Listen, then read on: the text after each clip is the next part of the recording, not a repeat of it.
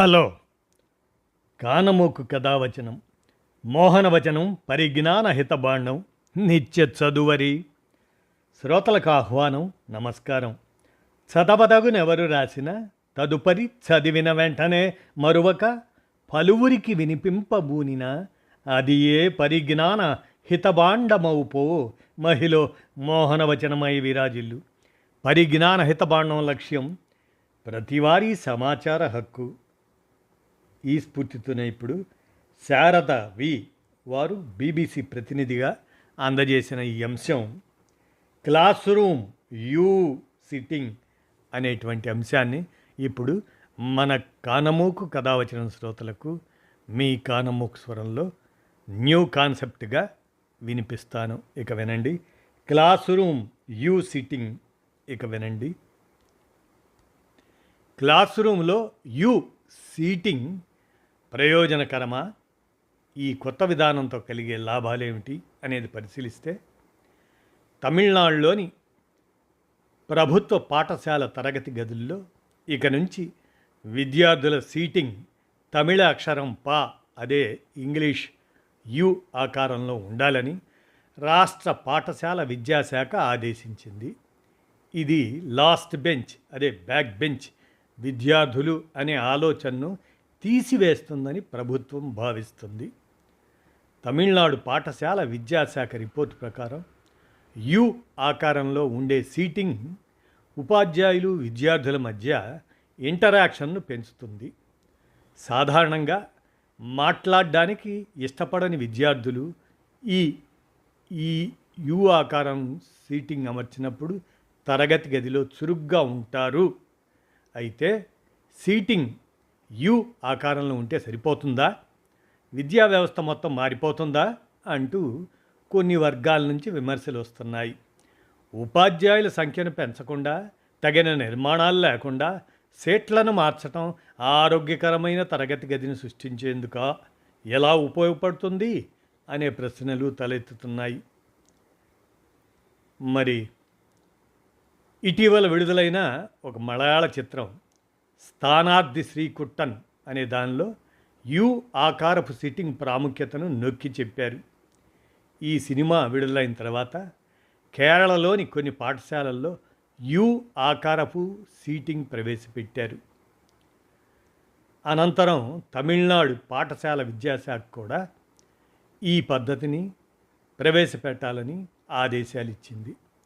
ప్రభుత్వం జారీ చేసిన సర్క్యులర్లలో ఒకరి తర్వాత ఒకరు కూర్చునే సంప్రదాయ సీటింగ్ వ్యవస్థలో స్టూడెంటు టీచరు ఇంటరాక్షన్ పరిమితంగా ఉండొచ్చు.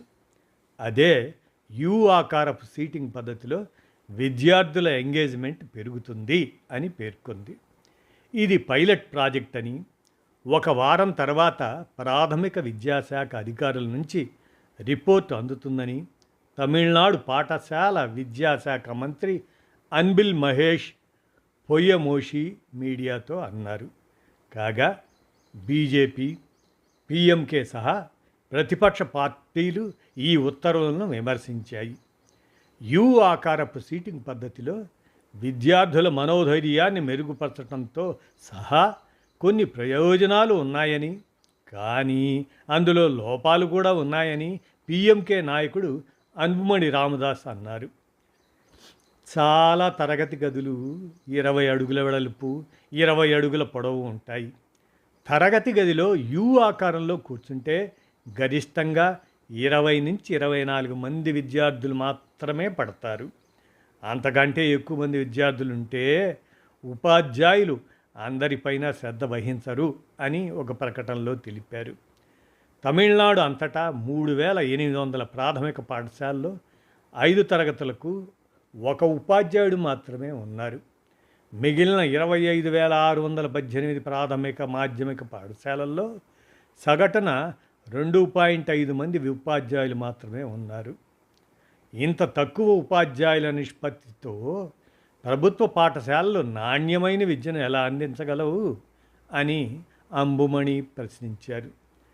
తమిళనాడు ప్రభుత్వ ఉత్తర్వులపై బీజేపీ సీనియర్ నాయకురాలు తమిళసై సౌందరరాజన్ స్పందిస్తూ ముందుగా పాఠశాలల్లో ప్రాథమిక సౌకర్యాలు ఉండేలా ప్రభుత్వం చూడాలి అని అన్నారు.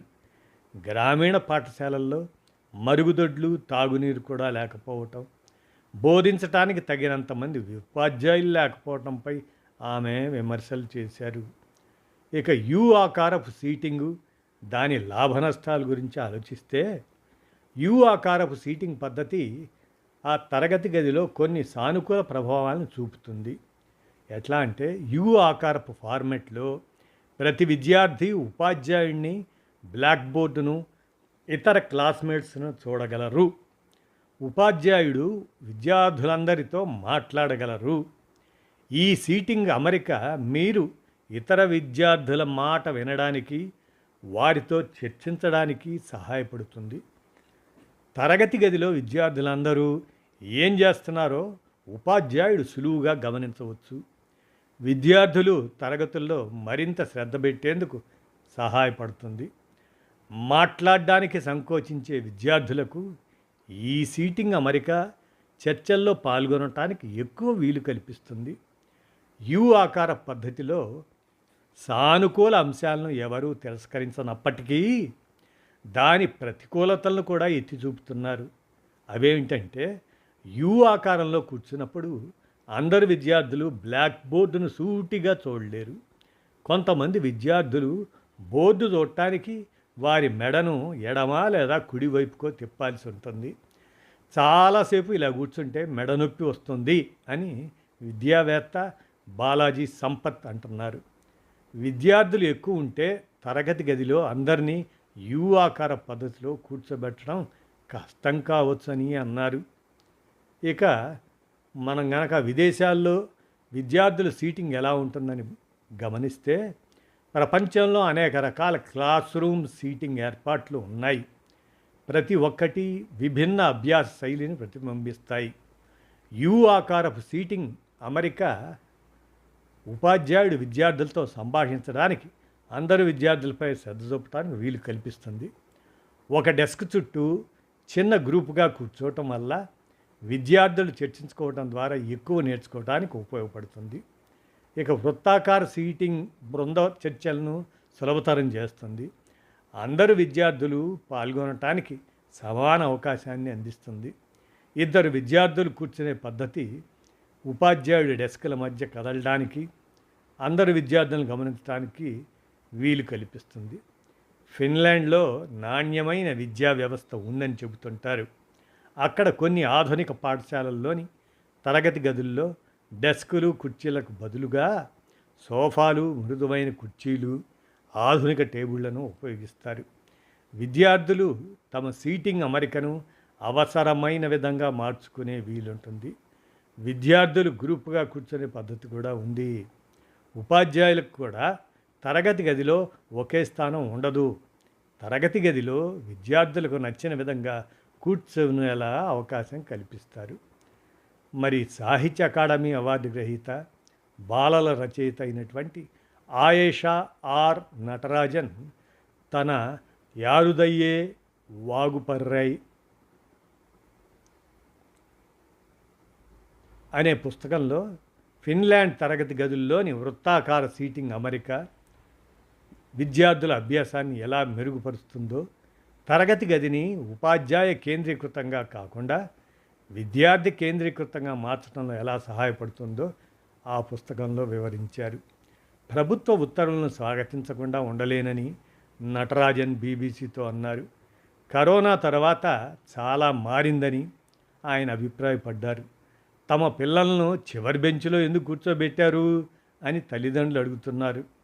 వారిని మొదటి వరుసలో కూర్చోబెట్టాలని ఉపాధ్యాయులపై ఆ తల్లిదండ్రులు ఒత్తిడి తెస్తున్నారు అని నటరాజన్ అన్నారు. అయితే 25 మంది విద్యార్థులకు ఒక ఉపాధ్యాయుడి నిష్పత్తి ఉంటేనే తరగతి గదిలో ఈ సీటింగ్ అమరిక సాధ్యమవుతుందని చెప్పారు. ఈ నిష్పత్తి అన్ని తరగతి గదుల్లో అందుబాటులో ఉండదు. చాలా చోట్ల విద్యార్థుల సంఖ్య ఎక్కువగా ఉంటుంది. అటువంటి తరగతి గదుల్లో సీటింగ్ అమరిక ఉపాధ్యాయుడి అభిష్టానుసారం వదిలేయాలి అని నటరాజన్ సూచించారు. మరి అదొక్కటే విద్యా వ్యవస్థను మార్చదు. ఏది యూ సీటింగ్ అనేది విద్యకు సంబంధించిన వార్షిక స్థితి ఏఎస్ఈఈఆర్ ఆ 2024 రిపోర్ట్ ప్రకారం ఏంటంటే, తమిళనాడులోని ప్రభుత్వ పాఠశాల 5వ తరగతి విద్యార్థుల్లో కేవలం 37% మంది మాత్రమే చదవగలుగుతున్నారు. అదే 5వ తరగతిలో 20.2% మంది మాత్రమే భాగాహార గణనలు చేస్తున్నారు. ప్రభుత్వం అలాంటి ప్రాథమిక అభ్యాస నైపుణ్యాలను మెరుగుపరచడానికి ప్రాధాన్యం ఇవ్వాలని విద్యావేత్త బాలాజీ సంపత్ అంటున్నారు. ఇది కష్టమైన విషయం ఏం కాదు. తీసివేయటం లేదా విభజించడం ఎలాగో తెలియని విద్యార్థులపై ప్రత్యేక శ్రద్ధ వహించాలి. ఇలాంటి చిన్న చిన్న ప్రయత్నాలు చేయటం ద్వారా మాత్రమే విద్యలో పురోగతి సాధించవచ్చు. ఒక విషయం మొత్తం విద్యా వ్యవస్థను మారుస్తుందని నమ్మడం తప్పు అని ఆయన చెప్పారు. నెల్లూరు జిల్లాలోని ప్రభుత్వ పాఠశాల టీచర్ షణ్ముగ ప్రియ గత 21 ఏళ్లుగా ఆమె విధులు నిర్వర్తిస్తున్నారు. ప్రభుత్వ ఉత్తర్వులు రాకమునిపే తమ పాఠశాలలో యు ఆకారపు తరగతి గది పద్ధతిని ప్రవేశపెట్టినట్లు ఆమె చెప్పారు. తరగతి గదుల్లో యు ఆకారపు సీటింగ్ పద్ధతిని ఇప్పటికే అమలు చేశాం. ఎందుకంటే ఇది విద్యార్థుల దృష్టిని పెంచుతుంది. ఈ యు ఆకారంలో కూర్చున్నప్పుడు టీచరు విద్యార్థులందరిపైన శ్రద్ధ చూపగలరు. నెమ్మదిగా నేర్చుకునేవారు కూడా పూర్తి శ్రద్ధ చూపుతారు. విద్యార్థులు ముచ్చట్లు పెట్టుకునే అవకాశం తక్కువ అని ఈ షణ్ముగప్రియ గారు అన్నారు. అయితే తరగతి గది పరిమాణాన్ని బట్టి ఈ పద్ధతి అమలు చేయవచ్చని సూచించారు. గత సంవత్సరం తరగతిలో 23 మంది విద్యార్థులు ఉండేవారని, కానీ ఈసారి 38 మంది విద్యార్థులు ఉన్నారని, యు ఆకారపు పద్ధతి కష్టంగా ఉందని ఆమె చెప్పారు. విద్యార్థులు మెడనొప్పికి గురి కావచ్చనే విమర్శపై ఆయేషా నటరాజన్ మాట్లాడుతూ, ప్రతి తరగతికి క్లాసు లేదా పీరియడ్ విద్యార్థుల సీటింగ్ అమరికలను మార్చవచ్చని చెప్పారు. ప్రతి క్లాసు సమయంలో విద్యార్థుల సీట్లు మార్చడం వాళ్ళకి రిఫ్రెష్లా ఉంటుంది. ఉపాధ్యాయులు దీన్ని సమయం వృధాగా భావించకూడదు అని కూడా నటరాజన్ సూచించారు. ఈ అంశం బీబీసీ కోసం కలెక్టివ్ న్యూస్ రూమ్ ప్రచురణగా శారద వారు అందజేసిన, వీరేంటంటే బీబీసీ ప్రతినిధిగా అందజేసిన క్లాస్ రూమ్ యూ సీటింగ్ అనేటువంటి ఈ అంశాన్ని నేడు మన కానమోకు కథ వచ్చిన శ్రోతలకు ఈ యూ సీటింగ్ దాని గురించి ఆలోచించమని మన కానమోకు కథ వచ్చిన శ్రోతలకు ఈ అంశాన్ని వినిపించాను. విన్నారుగా, ధన్యవాదాలు.